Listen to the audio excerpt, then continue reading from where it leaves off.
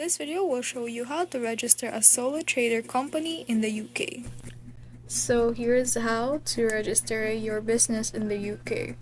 You should first decide your business name. You can use your own name or create a business name, but make sure it's not offensive or too similar to an existing trademark because it will give you a plagiarism.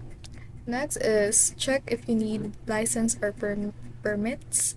Depending on your trade, like food handling or street vending, you might need to register with your local council.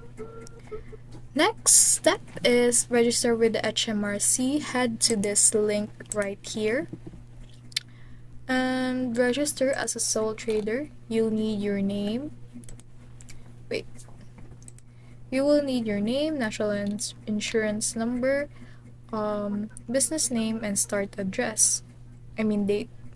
Next is to keep your financial records, track your income and expenses. You'll need this for your self-assessment tax return each year. Next is to submit your self-assessment by January 31st each year and pay Class 2 and 4 national insurance if you earn above the threshold. That's it, you're officially a sole trader. Simple, illegal, and ready to grow.